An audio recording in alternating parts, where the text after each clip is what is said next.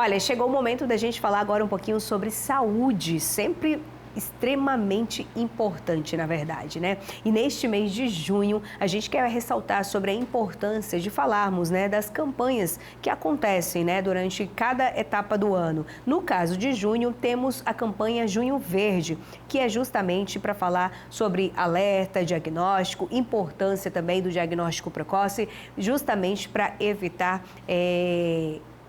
o avanço desta doença, né? Câncer de rim. E para falar sobre este assunto, recebemos aqui o Dr. Peter Felipe, que é médico oncologista, que vai falar um pouquinho para a gente sobre o cenário aqui em Porto Velho, os avanços também da medicina, enfim, vamos bater um papo super agradável aqui também para deixar você ainda mais informado. Dr. Peter Felipe, boa tarde, seja sempre muito bem-vindo com a gente. Eu que agradeço sempre pelo convite. É importantíssimo a gente falar sobre neoplasias, e quando a gente fala de câncer de rim, às vezes a gente deixa ele um pouquinho de lado, né? E é uma neoplasia importante e que aqui na região norte configura um pouquinho mais do que o restante do país. Então eu que agradeço pelo convite. Maravilha. A gente já trocava algumas figurinhas aqui nos bastidores e, doutor, eu fiquei até espantada, na verdade, né? A gente conversava aqui, eu falei, doutor, se nós pudéssemos, né, ranquear os tipos de câncer mais comuns ou em alta aqui no estado de Rondônia, o câncer de rim, ele aparece entre os 10 nos rankings? O doutor falou, sim, Lena. Falei, como assim? É uma doença que é silenciosa, a gente não ouve falar tanto sobre câncer de rim, né? E aí a gente tentava entender aqui o porquê deste cenário. Então, doutor, o que a gente pode trazer de informação a respeito do câncer de rim aqui no estado de Rondônia? Pois é, quando a gente pega a estatística, a gente tem o câncer de rim mais incidente, mais prevalente aqui na região norte do que no restante do país. Ele vai bater ali, configurar entre os 10 primeiros, né? A gente, obviamente, que o grande número vai ser responsável pelo câncer de intestino, câncer de mama, câncer de próstata, mas a gente tem ali o câncer de rim configurando.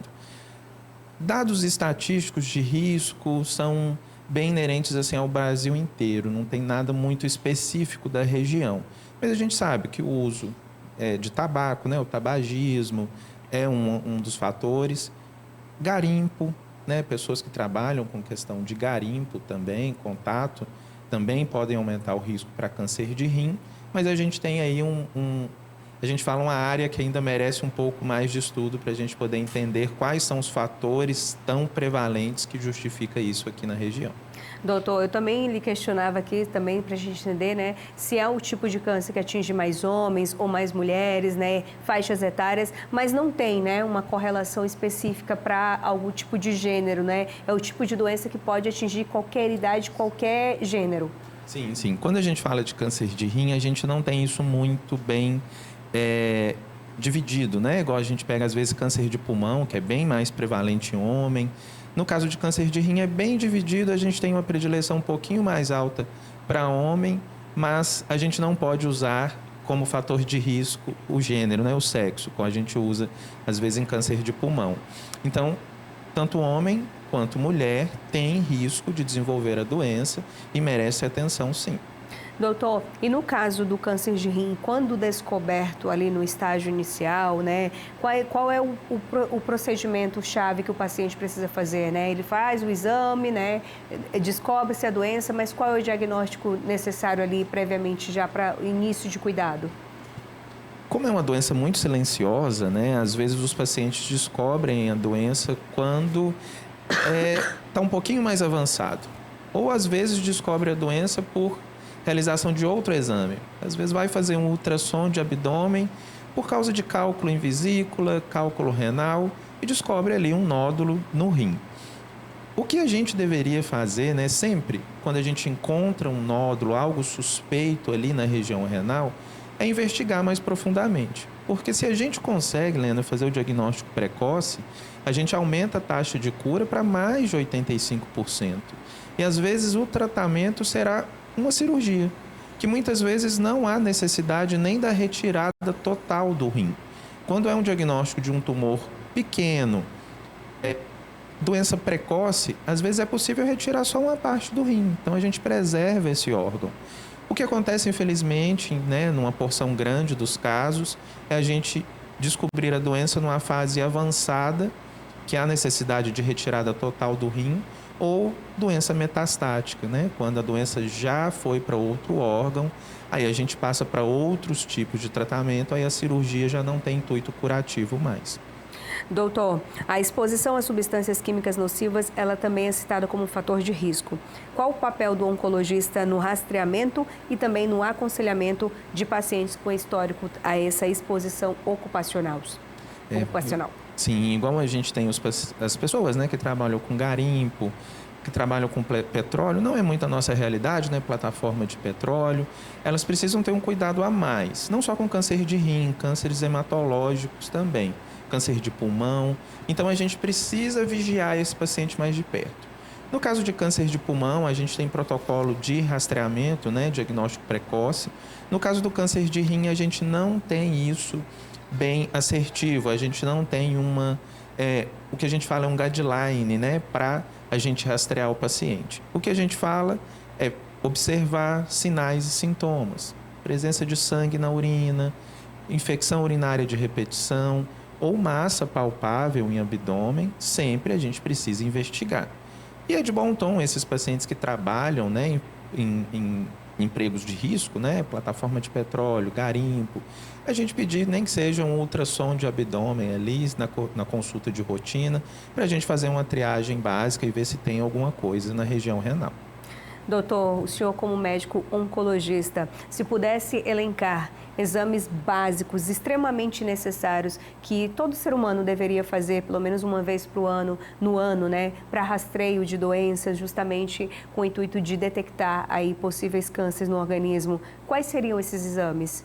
Olha, a gente tem os exames que já entram em protocolos, né, já bem definidos, como no caso das mulheres, né, mamografia, ultrassom de mama, o exame preventivo do colo uterino, né, no caso dos homens, o exame de rotina da próstata, né, o toque retal e o PSA. Nos pacientes que têm histórico de cigarro, né, de tabagismo, ou que trabalham em plataforma de petróleo, ou que trabalham com garimpo, fazer a tomografia, que a gente fala de baixa incidência, para ver o pulmão e identificar, às vezes, lesões pulmonares precoces. Agora, quando a gente fala de câncer de rim, eu não teria um exame a partir de uma idade X. Mas a gente fala, o paciente foi no consultório, a gente vai solicitar algum exame de rotina, solicita um ultrassom de abdômen, para a gente ver como método de triagem. Se há alguma alteração importante nesse ultrassom, a gente aprofunda com outro exame. Não faz sentido a gente pedir tomografia para todo mundo, né? O paciente chegar no nosso consultório e a gente solicitar tomografia de corpo inteiro, ressonância. Não faz sentido. Às vezes a gente expõe mais risco do que benefício. Mas o ultrassom é um exame que não usa radiação, um exame pouco invasivo, fácil acesso, que a gente pode solicitar. Se houver alguma alteração, a gente aprofunda. Doutor, e se o senhor pudesse citar alguns tipos de hábitos saudáveis que nós devemos ter justamente para evitar aí o avanço de doenças no organismo? A gente sabe que importância de atividade física, de se alimentar bem, ter uma rotina de sono também adequada, enfim, o que o senhor pode citar de uma rotina básica ali que funciona, que dá certo, que pode ser feito de forma prática ali na rotina do dia a dia?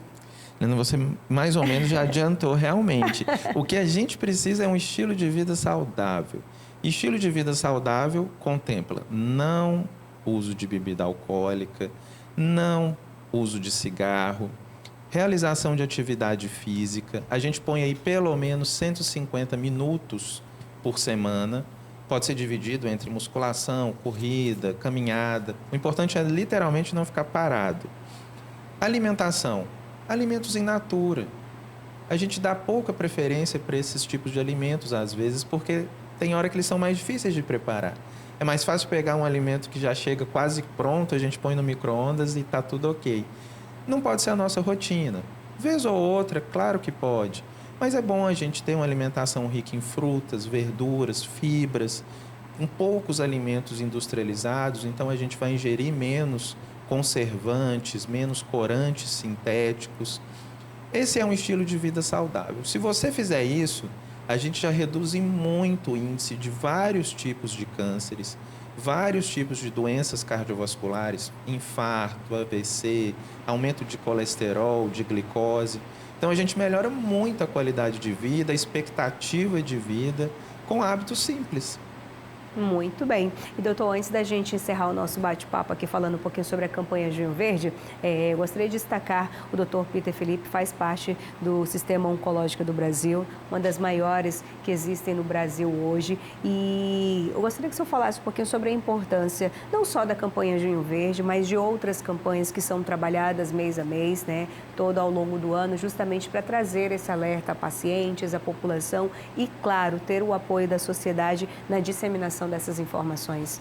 Eu sempre falo que assim, as empresas de saúde, né, a gente tem um papel além do que só prestar o serviço específico para o paciente. A gente tem um papel social. E a gente, na Oncológica do Brasil, a gente trabalha com essa questão que a gente fala de educação continuada, de ter acesso à sociedade, de fazer isso que nós estamos fazendo hoje, disseminando informações. Então, a gente segue um calendário que é chancelado pelo Ministério da Saúde, pela Sociedade Brasileira de Oncologia Clínica, que cada mês a gente fala de um tipo de tumor específico, ou um grupo de tumor. Nesse mês específico, a gente tem o Junho Verde, que a gente fala do câncer de rim. A gente também fala do câncer de boca. Não só em novembro azul, outubro rosa, que são os mais famosos e são importantíssimos, a gente tem que falar mesmo. Mas todo mês a gente tem campanhas específicas. Isso é uma forma de estar mais perto da sociedade, mais perto da população. A gente tem vínculo também, não só com a iniciativa privada, mas com órgãos governamentais também, que é o nosso papel social, né? A gente não quer só que o paciente chegue para a gente com doença avançada, a gente quer que esse paciente chegue para prevenção, que é isso que a gente procura no dia a dia. Muito bem. Dr. Peter Felipe é médico oncologista. A gente conversou um pouquinho aqui sobre a campanha Junho Verde, sobre esse alerta, sobre esse cuidado que é tão necessário que nós precisamos ter com a nossa saúde para evitar aí a descoberta em estágio já avançado de doenças, né? Infelizmente, acontece muito. Então, o intuito é realmente de provocar esse alerta a todos nós que precisamos nos cuidar e ter esse cuidado com a nossa saúde também. Dr. Peter, muito obrigado, seja sempre bem-vindo aqui com a gente. Novamente, eu que agradeço, isso a gente faz, a gente fica imensamente grato poder levar informação para as pessoas e o agradecimento é todo meu. Muito bem, seja sempre bem-vindo aqui com a gente mais uma vez.